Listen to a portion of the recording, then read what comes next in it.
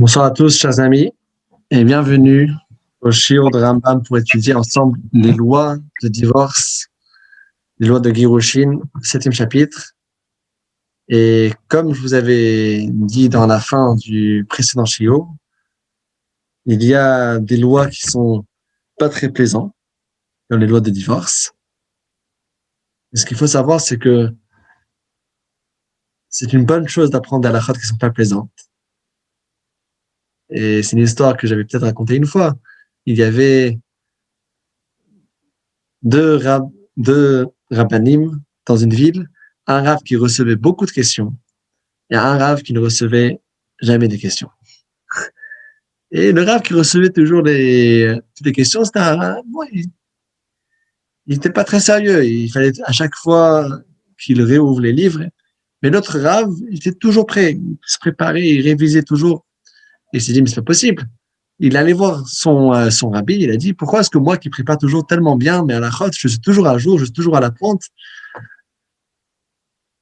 pourquoi est-ce que j'ai jamais des questions? Et c'est l'autre Rav qui lui reçoit toutes les questions. Bon, l'autre Rav aussi, il savait répondre. Mais pourquoi est-ce que c'est moi qui est tellement sérieux, j'ai jamais de questions? C'est injuste. Et l'autre, il a des questions. Alors, son rabbi a dit, c'est très simple. C'est parce que les livres demandent à Hachem qu'on les étudie. Alors, toi que tu es tellement sérieux et que tu étudies de toutes les façons, alors les livres, ils sont heureux. Ils font pas des histoires. Tandis que chez l'autre Rav, il est un peu moins sérieux que toi. Et donc, c'est pour ça que chez lui, les livres, il faut que de faire des shailot, tellement de questions comme ça, il n'y a pas le choix, il faut ouvrir les livres. En tout cas, donc, celui qui va avoir une sigoula pour Shalom Bayit, c'est vraie histoire, ce que je viens de raconter. Donc, une sigoula pour Shalom Bayit, que ce soit une personne qui est mariée, une personne qui va se marier. Sigoula pour toutes les bonnes choses, c'est d'apprendre ces halachot-là. Croyez-moi, c'est une bonne chose. Alors, sur ce, on va commencer ensemble le 7e chapitre des lois de Maïmonide. On va parler ici sur un shliach, un envoyé pour ramener le guet. Si le guet n'est pas donné en personne du mari à la femme, qu'est-ce que la halacha a à nous dire par rapport à cela? Alors, shliach shevigat makom be'eretz Israël. אף על פי שלא ראה כתיבת הגט, לא ידע מי הם עדיו, אלא נתן לו הבעל גט ואמר לו, תן גט זה לאשתי, הרי זה נותנו לה בפני שניים, ואף על פי שאין עדיו ידועין אצלנו, ותהיה מגורשת ותינשא בו. Le shaliach, un envoyé qui ramène un guet, même s'il n'a pas vu l'écriture du guet, il n'a pas vu comment le guet il est fait, il suffit que le mari lui donne le guet, qu'il lui dit, ramène ça à ma femme, il doit ramener le guet et le guet sera valide. Ba'abal, ve'irer ba'ama, lo gerashti molam, ve'ket shuva la mezouyafu. יתקיים חתמה, ואם לא נתקיים או לא נודעו עדיו כלל, תצא, מעברת ממזר, שהרי אינה מגורשת, אבל הגט, הרי זו ספק מגורשת. Alors, qu'est-ce qu'on fait s'il y avait, malheureusement, un problème, et le mari vient et il dit, mais j'ai jamais divorcé ma femme. C'était un guet falsifié. Alors là, il y a un guet, il y a des signatures dans le guet. Vous vérifiez avec les témoins.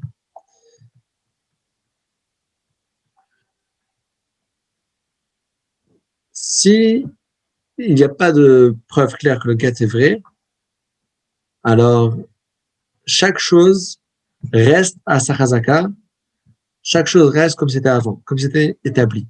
C'est une règle halachique qui dit que pour établir quelque chose de nouveau, il faut avoir une preuve. Et donc, si j'ai une femme que je savais bien qu'elle était mariée, et finalement je ne sais pas si elle est divorcée, alors je suis certain qu'elle était mariée. J'ai un doute si elle est divorcée. Quel statut est-ce qu'elle a? Elle garde le statut de mariée. Et donc, des enfants qui seraient nés au milieu, ils seraient considérés mamzer. C'est pour ça que c'est important de vraiment bien faire les choses, parce que si on a un doute si les choses sont bien faites ou pas, alors la femme, elle reste dans le statut initial. la halakha suivante, לפיכך נשים שחזקתן שנצונות זו את זו, אינן נאמנות להביא גט בארץ ישראל זו לזו. שמא מזויף. ותתכוון לקלקל אותה, כדי שתינשא, ותאסר על בעלה. ואלו הנשים שחזקתן נצונות זו את זו, חמותה ובת חמותה וצרתה, אפילו הייתה הצרה נשואה לאחר, והבימתה אפילו הייתה אוכתה, ובת בעלה בלשה כל הנשים כשרות. Alors, ce qu'il dit ici, c'est que il y a des femmes qui n'aiment pas d'autres femmes. Par exemple, la belle-mère. C'est pas une blague, c'est même la halakha qui en parle. La belle-mère, la belle-fille, si c'est à l'époque que l'homme avait plus qu'une femme, alors l'autre femme, la Yibama, donc la femme du frère et la fille de son mari, qui n'est pas sa fille à elle, si le mari avait une autre fille avant. Ça, c'est des femmes qui ont certaines rivalités, et peut-être elles vont faire exprès de falsifier le guet. Une personne juste comme ça, on ne craint pas qu'il essaie de falsifier les choses. Mais ces 5 femmes-là, elles ne sont pas crues pour amener un guet qui est incognito, parce que c'est une chazaka, on sait bien qu'elle n'aime pas la femme. Peut-être elle essaye de la divorcer à temps. Et après, ça serait très grave. Si elle n'est pas vraiment divorcée et elle pense qu'elle est divorcée, elle va se remarier, les enfants seraient mamzelles. C'est pour ça qu'on ne croit pas à ça. Et voilà, c'est 100% logique qu'on ne va pas croire facilement une personne qui va venir pour nous donner un guet qu'on ne sait pas d'où le guet vient. Alors, Be'eretz Israël. Une personne qui ramène un guet d'un endroit à l'autre en Eretz Israël.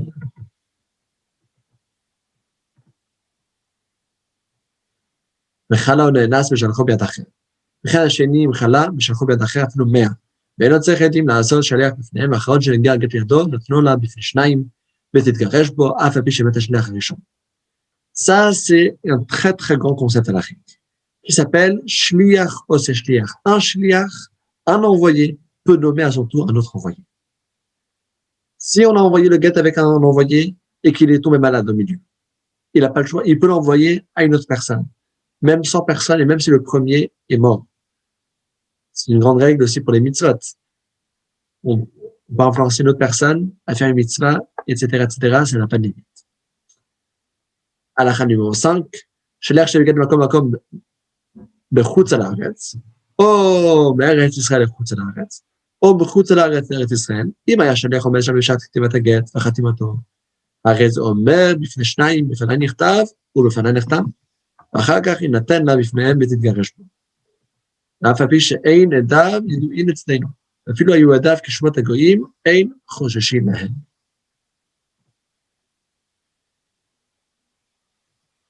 Alors, ce qu'il dit ici, c'est que tout ce qu'on a parlé avant, c'est bien marqué, le Rambam à chaque fois précisé, un shliach qui amène un guet en Eretz Israël. Maintenant, il dit, c'est en Israël, mais s'il a ramené soit dans 2 endroits dans la diaspora, soit de la diaspora à Israël, ou bien d'Israël vers le Chutz Laaretz, vers la diaspora, tant que c'est lié avec la diaspora, il faut que le shliach soit présent au moment de l'écriture du guet et qu'il puisse affirmer Befana Nirtam ou Befana Nirtam. Pourquoi? Parce que quand c'est en Israël, ça serait facile de le valider, mais quand c'est lié avec la diaspora, ce serait pas facile de le valider. Donc, normalement, la meilleure façon, c'est que le mari donne le guet directement à la femme. Mais si le mari ne donne pas directement à la femme, au moins, il faut pouvoir le retracer facilement. Si c'était fait en Israël, je pourrais le retracer facilement. Mais si c'est lié de quelque façon, que ce soit avec le Chutz Laaretz, avec le diaspora, il faut que le shliach puisse affirmer Befana Nirtav, ou Befana Nirtav, c'était écrit, c'était signé devant. Alors, évidemment, il faut toujours donner le guet devant 2 témoins. Ça s'appelle Eidem et Sira. Et les shluchim qu'il y a au milieu, le shliach, il peut aussi être un témoin. Le shliach henen shluchav, henen edav. Mais il faut en avoir 2 à la fin. Donc ça ne change pas qu'est-ce qu'on passe au milieu. Il faut qu'il y ait toujours 2 témoins, 2 personnes qui sont pas karov, pas le mari, et pas une personne proche à la femme, qui puissent témoigner qu'ils ont vu le guet qui est donné du mari à la femme, ou bien par l'émissaire du mari à la femme. Et la halakha suivante nous dit בא הבעל וערער אין משגיחין בו לפיכך אנשים ששנאות זו את זו, למנות להביא גט זה ולומר בפניי נכתב ולא נחתם, וכן שליח שהביא גט בארץ ישראל ואמר בפניי נכתב ולא נחתם, אף על פי שאין צריך, יבוא הבעל ויערער אין משגיחין בו. Alors ici, il explique justement le point que je vous avais dit avant, à l'oral. Qu'est-ce qu'on gagne avec l'affirmation? Il dit, voilà, je peux dire que בפניי נכתב, c'était écrit et c'était signé devant moi. Ce qu'on gagne, c'est qu'après cette affirmation, même si le mari vient et qu'il va remettre en question et remettre en doute le guet, puisque j'ai une affirmation et je sais d'où est-ce que le guet vient, alors il y a ici aucun souci. Tant que le mari n'a pas ramené une preuve claire, il ne pourra pas contredire le témoin que lui, c'est un témoin qui valide et qui dit et donc, ce qu'on gagne ici, les Chachamim, ils ont donné ici cette confirmation, malgré que dans le fond, le guet n'a pas besoin de cette confirmation, mais ils l'ont obligé quand c'est lié avec la diaspora. Et c'est recommandé si c'est aussi avec Israël. Ce qu'on gagne avec ça, c'est que le mari ne pourra pas juste comme ça remettre en question. Il faudrait quand même des preuves pour remettre en question le guet. Halakha 7. ואם אין השליח עומד בשעת כתיבה וחתימה, לא ינתן לה אלא אם כן יתקיים בחותמיו, ויש לשליח להיות משקל על 3 שקיימו אותו בחותמיו, ואם לא נתקיים וניתן לה, הרי זה פסול לה שיתקיים, ואם בא הבעל וערער ולא נתקיים, אינה מגורשת, ואבד הגט, הרי זה ספק מגורשת. Si on n'a pas vu l'écriture du guet, mais le guet se trouve devant nous et la femme elle veut se divorcer, mais j'ai un guet, mais j'ai pas vu comment le guet était écrit, qu'est-ce qu'on fait? Très simple, on va chez le Bedin de 3, il faut qu'ils valident le guet. Comment est-ce qu'ils font? Ils voient que le guet est bien écrit, ils voient les signatures des témoins, et si on peut valider que c'est des signatures authentiques, ils peuvent valider le guet, même s'ils n'étaient pas présents au moment où c'était écrit, et ensuite, le shalir pour donner peut être même un des 3 qui a validé le guet. Alors, 8, ובפני מה יצריכו לומר בפני נכתב ונחתם מחוץ לארץ כדי שלא תהיה האישה צריכה לקיימו ויבוא בעל ויערער כדי שאין עדים מצויים לקיימו מקום מחוץ לארץ. Et pourquoi est-ce qu'on a dit que c'est impératif que avec le chutz laaretz et le diaspora il faut qu'il y ait cette affirmation que le guet était écrit et signé devant moi? Alors ça c'est justement parce que c'est difficile de pouvoir valider quelque chose qui est lié avec la diaspora. C'est pour ça qu'on a dit qu'il faut le certifier de la meilleure façon possible. La halakha 9, Baal שהביא ראיה ברורה שגט זה שנאמר בפניי נכתב ונחתם מזויף, אז זה בטל, שלא האמינו דבריו של אחד שאמר בפניי נכתב ונחתם, אלא לדחות ערעור הבעל שאין עמו ראיה, אבל במקום שעדים של חישתו לא האמינו. Le point que je vous avais déjà dit à l'oral, parce que c'est important pour comprendre l'image de la chose, c'est que bien sûr, l'affirmation Befana Nirtav, c'était fait devant moi, c'est juste pour repousser et pour bloquer le mari de pas juste pouvoir gratuitement remettre en cause le guet. Mais s'il a ramené une preuve claire, bien sûr que le mari aura raison, si la preuve elle est valide. Halakha 10. הנערות שבארץ ישראל והנאנסין שבהם הגדול, בתוך התחום של ארץ ישראל הרים כארץ ישראל, ושחוץ התחום כחוץ לארץ, ויכולות מקנות עניים יתבערו תחום ארץ ישראל, ובבל כארץ ישראל légitime. Alors, ce qu'il dit ici, c'est que les fleuves qui se trouvent en Israël et les îles qui se trouvent à côté, alors, tous ces endroits-là qui se trouvent dans la zone, dans le secteur d'Israël, c'est considéré comme Israël. Si c'est en dehors du secteur, c'est considéré comme Chutz Laaretz. La Babylonie, c'est considéré comme Israël. Pour les lois des Gittim. Pourquoi?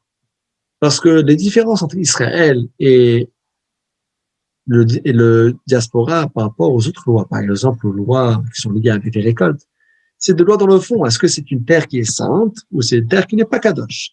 Par contre, ici, la raison de la différence qu'on fait entre Israël et le diaspora pour celui qui est un émissaire pour amener un guet, s'il doit le certifier ou pas, c'est juste lié avec le côté pratique. est-ce que c'est facile de certifier ou pas facile de certifier? Et puisque Bavel, c'était facile de certifier, il y avait là-bas des yeshivot, il y avait là-bas une communauté juive établie. Donc, par rapport à ce détail-là, c'est comme Israël. Halakha 11, qu'est-ce que tu as vu Israël, וחתמה בחוץ לארץ, צריך שמע לפני נכתב ונחתם, כתב בחוץ לארץ, צריך לחתום בישראל, צריך לומר לפני נכתב ונחתם. Qu'est-ce qu'on fait avec un get qui est moitié-moitié? Il y a toujours des juifs qui sont moitié-moitié. C'est moitié israélien, moitié khutz laaretz. C'était écrit ici, c'était signé là-bas. Il dit très simple, il faut regarder la signature, la khatima. La signature était faite en Israël, c'est un get israélien. La signature était faite en dehors d'Israël, c'est considéré comme un get du dehors d'Israël. הלכה י"ב הלכה 12 נכתב מקצת הגט בפניו ונכתב כולו בפניו אם מקצתו הראשון הוא הרי זה אומר בפניו נכתב בפניו נחתם אפילו לא נכתב בו אלא שיטה אחת בפניו אפילו כשמה כאן הקולמוס כותב וחתמו ידים בפניו הרי זה אומר בפניו נכתב בפניו נחתם וכן יצא לסופר השוק וחזה והשלים את הגט אינו חושש שמה אחר מצאו ואמר לו או לשמי שאחר כתבו לא אומר הרי בפניו נכתב בפניו נחתם. Alors, il y a ici deux détails qu'il faut dire. Il faut dire que c'était écrit devant moi, il faut dire que c'était signé devant moi. Ça, c'est la certification qu'il faut que le shaliach nous dise. Est-ce qu'il faut qu'il voit entièrement comment c'est écrit et entièrement comment c'est signé? Alors, ce qu'il dit ici, c'est très intéressant. Pour la signature, alors, il faut pouvoir valider que c'est vraiment les témoins qui ont signé. Parce que la signature, c'est pour remplacer les témoins qui ont validé l'écriture du get. La signature, il faut le voir entièrement, les deux signatures. L'écriture, alors il faut qu'il voit le début de l'écriture, et même s'il a juste entendu la plume qui est écrite, et il est rentré juste après, ça suffit. Et on ne va pas craindre de dire qu'en fait, il a fait un jeu, il a écrit un autre. Voilà, il était présent au moment que c'était écrit, ça suffit. Du fait qu'il soit présent au début, quand on écrit, et qu'il soit présent pour tout le temps que c'est signé. En parenthèse, c'est une chose ce que je veux dire maintenant, c'est pas écrit dans le Rambam, et c'est du khumra qui est une habitude courante. Bien faire les choses parce que le get, on écrit comme un Sefer Torah, on écrit avec l'écriture ashuri. Et donc, le yidour, c'est de trouver deux témoins pour le get, qui sont des sofrim, et donc ils pourraient également signer leur nom en hébreu avec l'écriture ashuri comme dans le Sefer Torah. C'est une petite parenthèse. J'avais deux amis qui étaient sofers, qui sont allés une fois faire un get, et ça, ils étaient appelés parce que eux, c'est des sofrim, comme ça, ils font un get de la meilleure façon cachée. La meilleure façon Méhouda, pardon. Parce que ça serait caché même si c'est pas écrit de cette façon-là, mais c'est la façon la plus belle, la façon la plus Méhouda. Halakha suivante, halakha 13, Amafana נכתב על לא בפנה נכתב.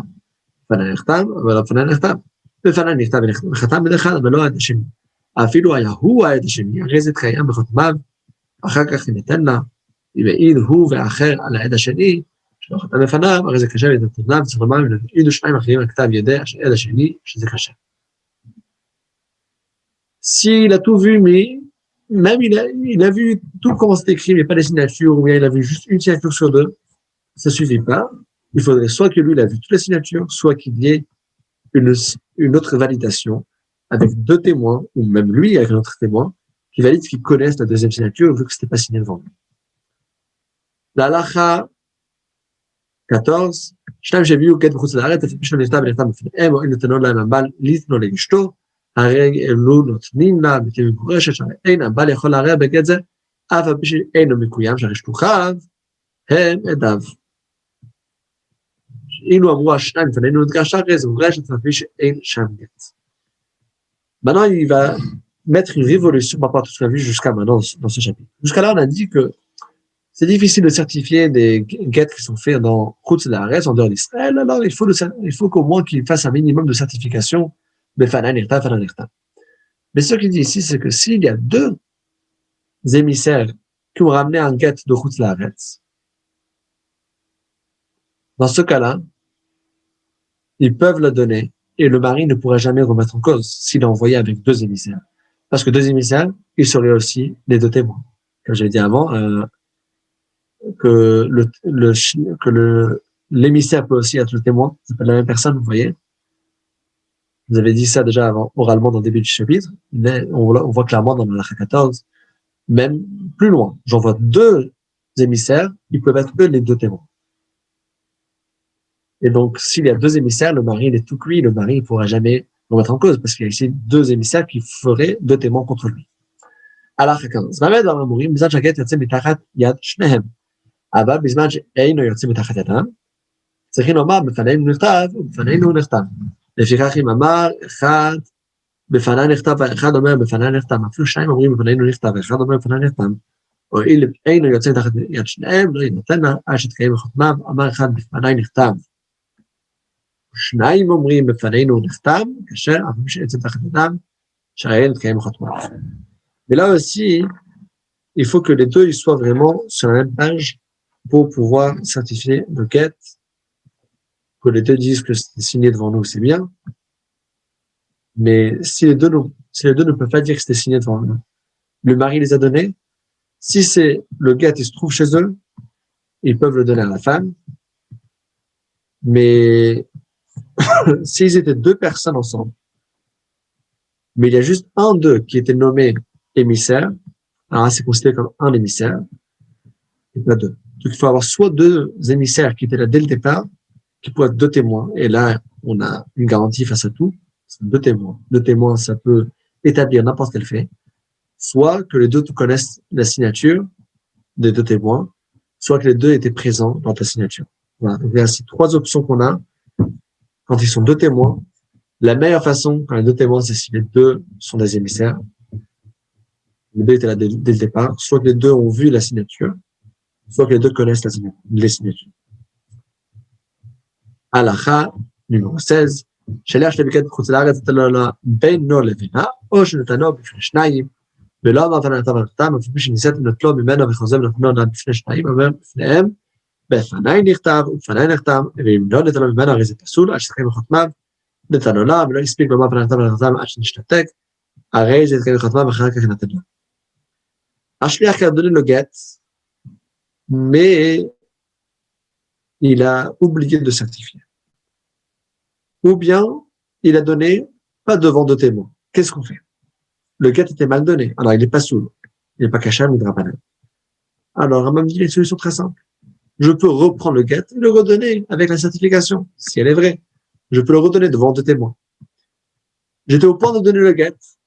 Malheureusement, le shaliach, qui était là, l'émissaire, est devenu muet. Donc, il ne peut plus certifier. Qu'est-ce qu'on fait? C'est pas grave. Qui donne le get, on va ramener deux témoins. On va chercher des témoins qui connaissent les signatures. On a dit que si ce n'est pas certifié de façon initiale, on peut le certifier en connaissant et reconnaissant les signatures. Et donc, on peut le donner et on va ensuite valider les signatures. Alors, la halakha 17, הסומא יכול להביא גט של חוץ לארץ, ושאין יכול לומר ונכתב ונחתם, ולפיכך נכתב ונחתם בפניו כשפיתח, ונסתמה, רזומה ושלושה, בפניו נכתב ונחתם ונכתב. Une personne qui est aveugle, il ne peut pas ramener un get qui t'assoira parce qu'il ne pourra pas dire que c'était fait devant lui. Il ne va pas témoigner dessus. Mais si de base, il avait la vision et après il a perdu, alors là, il pourra le faire parce qu'il pourra certifier, mais oui, il avait vu. Avant, lorsqu'il avait toujours la vision. La halakha suivante, la halakha 18. Après, la échelle de vie à Gadazah, je le fous à l'arrêt, c'est que je le genre de moi, בפניי נכתב ונכתב מהשלב אמרו בפני שניים לבזמן שהשליח קשה לעדות. עכשיו מצטרף עם השניים, נמצא בכלל השלושה שכיוון גט זה בדבריו שאין נעשה דיין בדבר שהוא בדבריהם. Est-ce qu'un témoin peut être juge? Ed na'aseh dayan. Est-ce qu'un témoin peut devenir un juge sur le cas sur lequel il témoigne justement? Logiquement, on dirait non. Moi, il ne peut pas. En vérité, la halakha nous dit que ça dépend par rapport à quoi? Pour les dînes et les fachot, pour les lois qui sont liées avec une question de vie ou de mort, le témoin ne peut pas devenir juge. Mais par rapport aux autres halachot, et spécialement pour les choses qui sont midrabanan, midivrehem, les chachamim ont permis que le témoin devienne juge. Alors, quand est-ce qu'on a dit? Donc, jusqu'à là, on parlait toujours de donner le get devant deux. Mais il faut donner le get devant deux ou bien devant trois. Il faut juste avoir des témoins ou bien il faut avoir un bedding qui valide le divorce. On m'a dit, en vérité, ce qu'on recherche dans la halakha, c'est un bedding qui valide le divorce. Et donc, tout ce qu'on a dit jusqu'à maintenant, qu'il faut avoir deux témoins, c'est parce que je donne devant deux témoins plus le shliach, plus l'émissaire, ça fait trois. On a validé que le get qui est arrivé, il est bien arrivé. Il faut faire le divorce avec un bedding.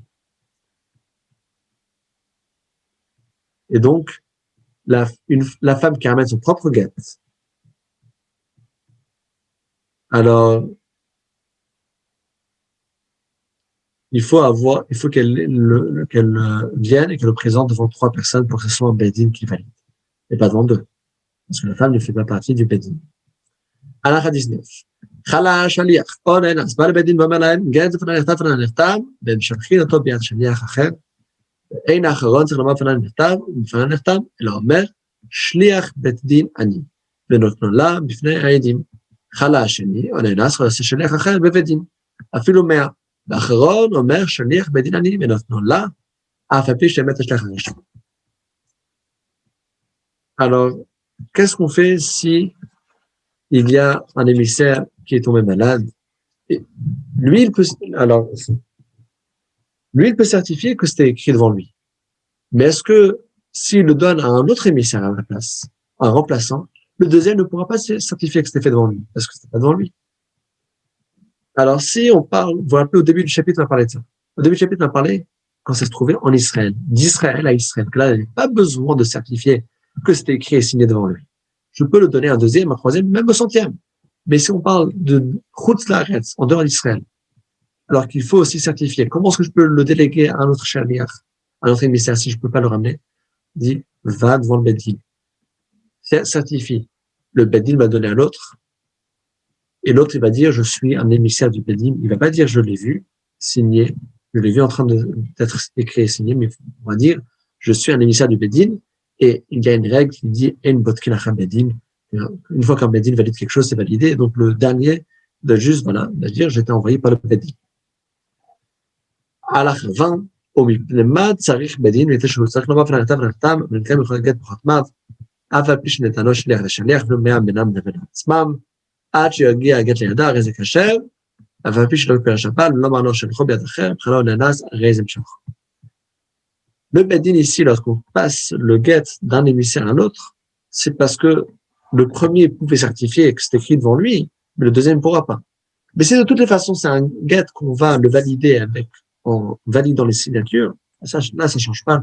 Je peux le passer même à 1, 2, 3, 4, 100, et après, je vais le valider avec les signatures, même si le mari n'a pas demandé. Si tu tombes malade, donne ça à un autre, mais le mari, il a envoyé un get, je peux le déléguer à une autre personne si je peux pas le ramener moi-même. הלכה 21, כל העושה שליח, אני צריך שיהיה שליח בבית דין, אמר להם, הרי פלוני ישלוף לי אפילו שלום לפניו, וכן שעושה שליח אחרי שלום לפניו, אפילו הם 100.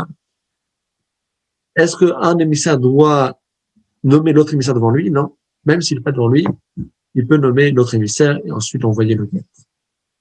Bien sûr, le dernier ne pourra pas dire que c'était fait devant lui. Il faudra trouver un autre moyen. Si c'est en Israël, c'est bien, et si c'est en dehors d'Israël, soit que ce soit passé par un beddin, soit qu'on valide les signatures. Mais en tout cas, juste la nomination d'un shliach ne doit pas forcément se faire devant lui. הלכה 23. האיש נתן גט לאשתו, ונכתב ונחתם בפניה. ואמר לה, הרי את שלוחה להולכה עד בית דין פלוני, והם יעמידו שליח וייתנו לך את זה, ותתגרשי בו. הרי זו נאמנת לומר בפניהם, בפניה נכתב, ובפניה נחתם, ונותנים אותו, ונותנים לאותו שליח לפנות לה, כמאמר הבעל. Un cas très intéressant. La vérité, c'est que je ne comprends pas la logique de ce mari, il veut juste compliquer les choses. Mais bon, c'est un scénario possible, c'est pour ça qu'il faut connaître la halakha. Est-ce que ça marche ou pas? Le mari, au lieu de faire les choses simples, il a sa femme face de lui, au lieu de donner le get, alors il a donné le get. Il a dit, voilà, je te la donne en tant qu'émissaire, tu le ramènes à tel beth din, et eux vont nommer un shaliach qui va te le donner. Et là, ça va entrer en vigueur. Alors, ça marche. Et elle le ramène, et elle sera crue par le beth din. Si la femme est bien, elle raconte cette histoire-là, Et elle dit, voilà, j'ai reçu un guet. Est-ce qu'on va commencer à soupçonner peut-être la falsifier un guet pour se divorcer? Ou non, on ne le soupçonne pas. Parce que la femme, elle sait très bien quelles sont les conséquences de falsifier un guet. Mamzer, etc., etc. Et donc, une femme qui ramène son propre guet, s'il n'y a pas d'indication que c'était falsifié, on peut avoir une confiance qu'elle n'a pas falsifié juste comme ça. Si elle aurait falsifié, le mari va déjà venir et ça va déjà savoir et elle sait que c'est des conséquences très très graves de falsifier un guet pour elle-même. Alors là, la 23, bah, mais dans le morim, j'ai été allé à Balt, mais c'est, אבל אם לא יתנה עליה, נתן הגיטה, והגט יוצאים תחת ידה, הנה צריכה למה כלום, בחזקת מגורשת, והואיל וגט שבידה כתוב כהלכתו, והעדים חותמים עליו, ואף פי שאיננו מכירים כתב העדים לא נתקיים, ואנחנו חוששים שהשמאי זייפה אותו, שהרי אינה מקלקלת על עצמה, ועוד שהעדים חותמים על הגט, הרי אין כמי שנחקרה אותם בבית דין, עד שיש שם מערער, לפיכך נעמיד הגט בחזקתו ותנעשה, ואנחנו חוששים שמאי נמצא במצב מזויף, כל שמעמיד הגט בחזקת קשה שיביא אותו שליח, עד שיערער הבעל, או עד שיביא ראיה שהוא מזויף או בטל. Alors, dit bien sûr, ça c'est si le mari, il a dès le départ fait cette condition. Mais s'il a déjà donné le guet à la femme, le guet se trouve chez la femme, elle est déjà divorcée d'office. Une femme qui a un guet, est-ce qu'on va toujours craindre peut-être un faux guet? Non. Un guet, c'est une chazaka que c'est cachère, sauf indication contraire. Alors, bon, faut quand même noter un détail halachique concret. Ça, c'est la halakha à l'époque du Rambam, qu'on considérait de facto un guet cachère, sauf s'il y a une indication contraire au guet, sauf s'il y a une plainte contre ce guet-là qu'on va aller vraiment rechercher. Alors, il y a finalement dans les posrim contemporains qui disent qu'aujourd'hui on voit qu'il y a une chutzpah et une pritzut. Les gens ils prennent à la légère les interdits de la Torah. Donc c'est pour ça qu'aujourd'hui, si une femme qu'on sait qu'elle était mariée, elle vient, elle dit qu'elle est divorcée, il faut quand même valider avec elle des titres. C'est fait comme ça, il n'y a pas de question. Et la dernière halakha de ce chapitre, שאם תעבוד לחוש דברים אלו וכיוצא בהם צריך ככה, אלא לחוש לגט שייתן אותו הבעל בפנינו, שומית לו, ואחר כך ניתנו, שמעידים פסולים חתמו בו, והרי הוא מוזק מתוכו, או שמה לא שלם לשמה נכתב.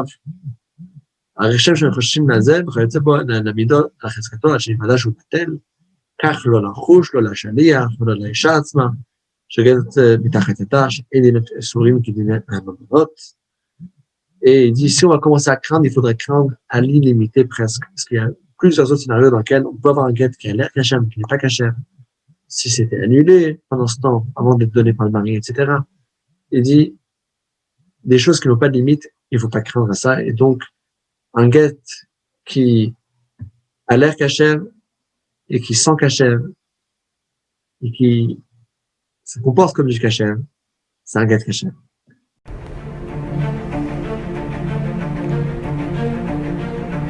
Et si connaître toute la Torah était possible, plongez-vous dans les joyaux de la Torah. Étude du Rambam, le Maïmonide, cours de qualité par des rabbins francophones aux 4 coins du globe. Un chapitre chaque jour, à raison de 20 minutes, pour finir en moins de 3 ans l'apprentissage de la Torah. Relevez le challenge, tous les soirs en direct à 20h30 ou 21h30 heure israélienne. Nos cours sont accessibles à tout moment, YouTube, Facebook et sur notre site torah24.com.